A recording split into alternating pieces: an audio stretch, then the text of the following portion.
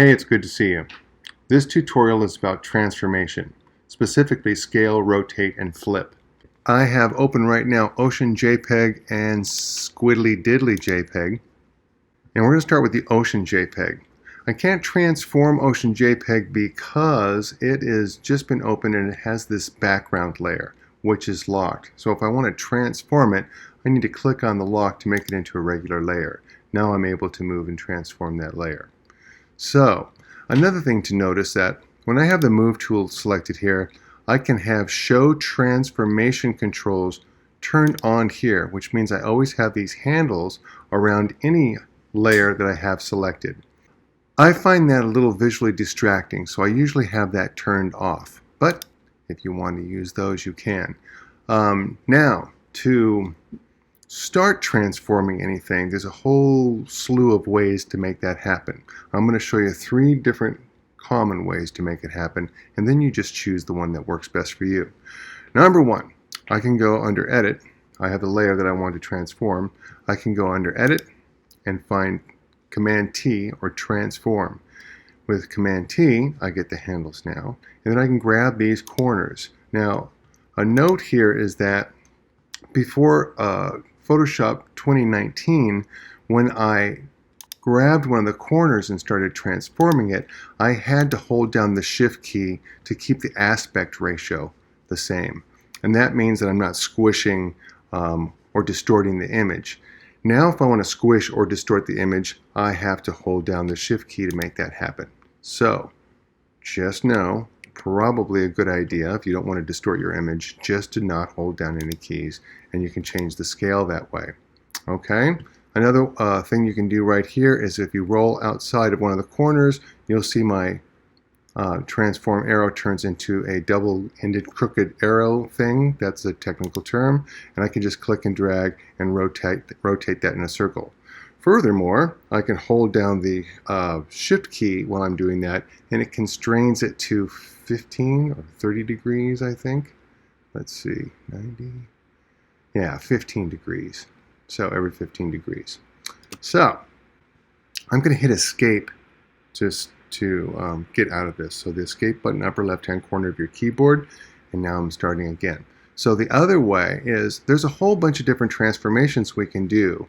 If I go back to Edit and then right under Command T, Free Transform, there's the Transform, and then there's all these different kinds of transformations. Scale, which we just did, Rotate, which we just did, Skew, Distort, Perspective, Warp, and then Rotate 180, 90 clockwise, 90 degrees counterclockwise, flip horizontally and vertically. So you can get to all these right here. I can click right here. Whoops, I lost it. Here we go. Flip horizontally, and it flips my image over horizontally. Okay, so that's one way to do things.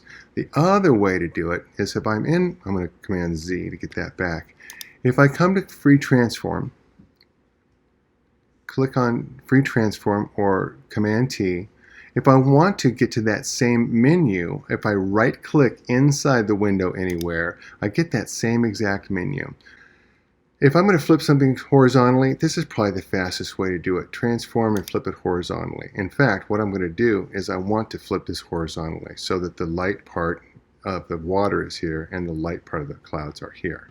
And one word of warning, under Edit I have Transform, and that transforms the layer or layers I currently have active.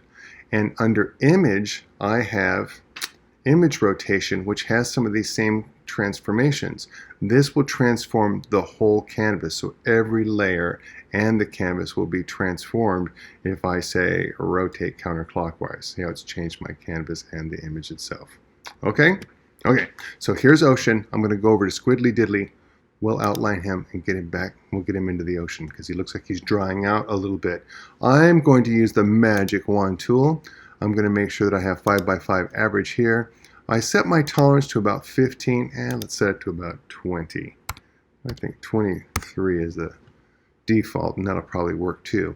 I'm also turning contiguous off, so I get all these little white bits in between Squiddly Diddly's squiddly arms. Okay, so this is turned off, and I'm going to click out here.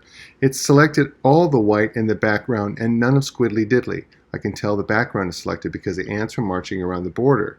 So I want to select, inverse the selection so that I have Squiddly Diddly selected and not the background. Next, I'm going to go to the bottom of the Layers menu, and I'm going to click on the white card with the hole in it, which is the Add a Mask button. And now I have a layer mask, which is blocking out the background. Remember, I don't want to delete these pixels. I like those pixels, and I might want them later. So I'm going to take my Move tool now, and I am going to grab Squiddly Diddly's layer by the gray section, click and hold down the mouse button, and then drag Squiddly Diddly up to the ocean layer. And I'm not letting go yet. I'm going to drag him down in the middle of the ocean, and then I'm going to let him go. And there he is in the ocean. I'm going to Command minus to move away a little bit so I can see the edges of Squiddly Diddly. But before I transform Squiddly Diddly, because I'm going to make him a lot smaller, I'm going to change Squiddly Diddly and his layer mask into a smart object.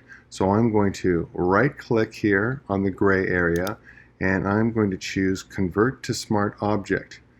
Now, it looks like the mask is disappearing, and we'll talk more about smart objects, but this just means that the Squiddly Diddly and mask layer have become a Photoshop file embedded inside this Photoshop file. So it protects it and it makes it less likely that I'll do destructive editing to Squiddly Diddly. So I'm going to transform him now by going Edit and Free Transform. And now I can see my handles out here. And I'm going to drag Squiddly Diddly, make him smaller and smaller. He is shrinking, shrinking. He's all inside of the background or all on the canvas. I'm going to Command and 0 or View Fit on Screen so I can see what's going on here even better. So I want to make him smaller, and then I want to rotate him 180 degrees. So I can do that in a couple of ways. I can right click here and rotate 180, or I can go outside of one of those corners, start rotating, and hold down Shift, and that way it will constrain him to every 15 degrees. And that's what I'm going to do there. So I want him to sit in the water right about there. Okay, so I can say OK up here, or just hit Return on the keyboard to save that. And we're going to start in the next video with this image, so don't throw this away. Stick around, get smarter.